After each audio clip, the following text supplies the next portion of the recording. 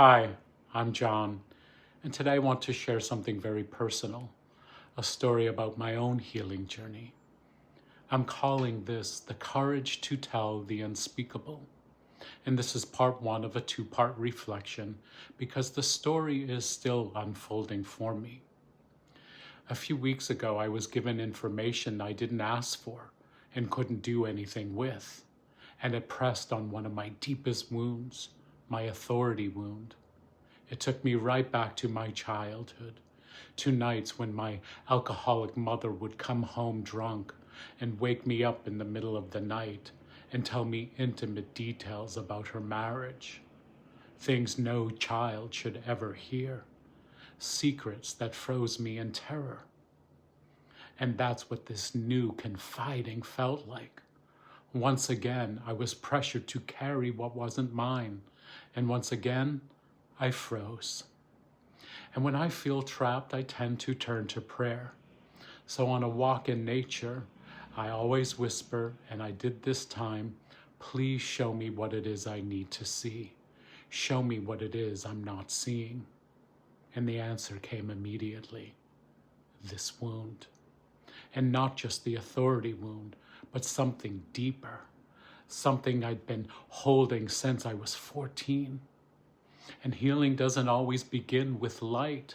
Sometimes it begins with the courage to say, this did happen. And this time, I didn't keep it inside. I reached out to a trusted friend, and when she mirrored my words back to me, my body responded. Tingling in my left pinky, heaviness in my hand. And that's when she reminded me that that's the large intestine meridian, where grief and letting go and the mother wound energy live. Naming it out loud and hearing it mirrored back opened the doorway for my body to finally speak. The next morning, during my self-practice energy healing session, I did some work on the large intestine. And at first, not much happened, but a few hours later, I felt the emotions start to bubble. So I took a walk in the park, and I was able to meet my 14-year-old inner child. I let him feel what he couldn't feel back then, the terror, the grief. And I shook, and I almost vomiting, and I cried, and I gagged, and I cried hysterical for almost a half an hour.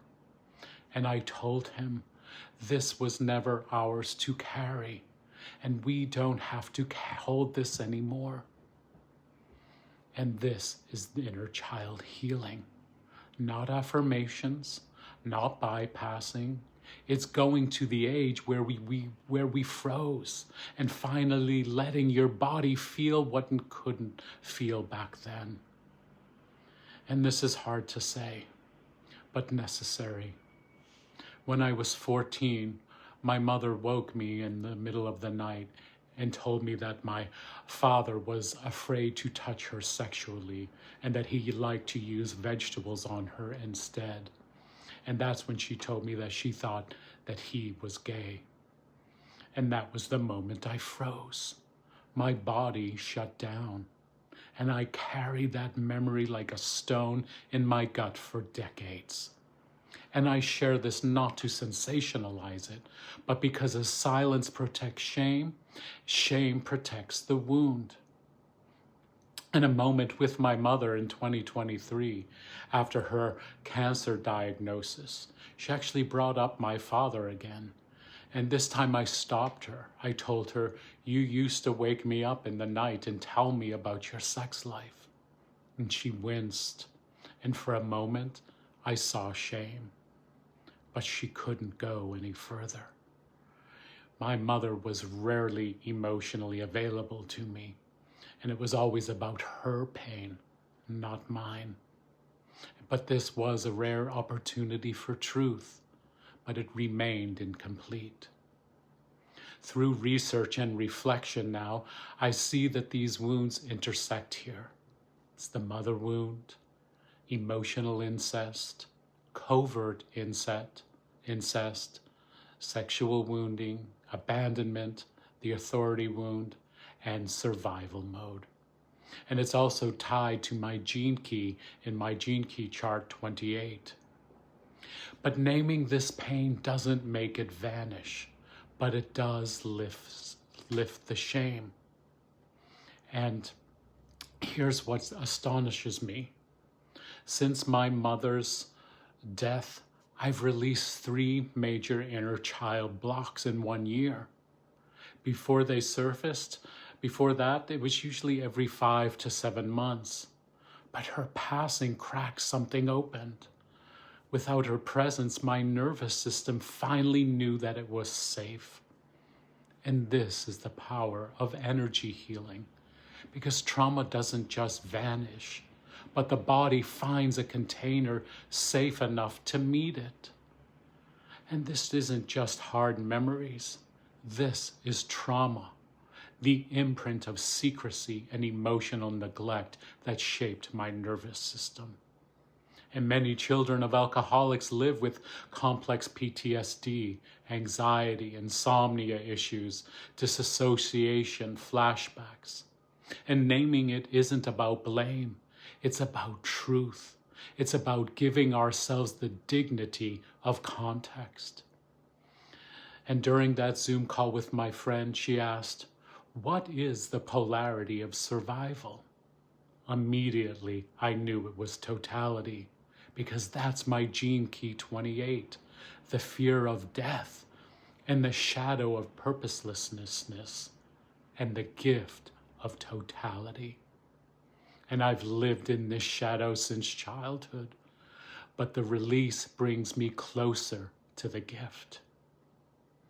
And I want to say this directly to men, that we need to talk about these things. We've been conditioned to bury our feelings, to carry shame, and to call silence strength. But silence kills us. It kills intimacy. It kills our capacity to father, to partner, and to love. And when we tell the truth, we reclaim our humanity. We stop the lie that silence is strength. And even if one man hears my story and feels permission to speak this truth, then this telling matters. And this journey is also about inner authority, where I'm not outsourcing my truth, where I'm not betraying myself to belong, and I'm not bargaining away my needs. And astrologically, this is right on time. I'm in my 2nd Saturn return in Aries. I'm in my Jupiter return in Cancer. Mars has been lighting up my chart, and Chiron retrograde is also in my chart in my 4th house, which is all about family, childhood, mother, all converging at once. It feels like the antiseptic on the wound, painful, but also cleansing. And trauma doesn't just live in memory, it lives in our bodies, in our field. And energy healing doesn't erase it, but it creates safety for the frozen places to finally release. And healing doesn't mean the past didn't happen. It means the body no longer has to carry it alone. Healing begins by saying, "This did happen. I froze, and I can feel it now." And as Carl Jung said, one of my favorite quotes, "Until you make the unconscious conscious, it will direct your life and you will call it fate." And this is my work, bringing the unconscious into the light so it no longer runs my life. And sometimes integrity begins with the courage to say, "This was not mine to carry, and I choose to set it down." And this is my journey, the frozen child and the speaking man. So if this story speaks to you and you want to walk further with me, please do visit johnerg.com or to receive reflection. my blogs at johnerg.substack.com. Thank you for listening. Namaste.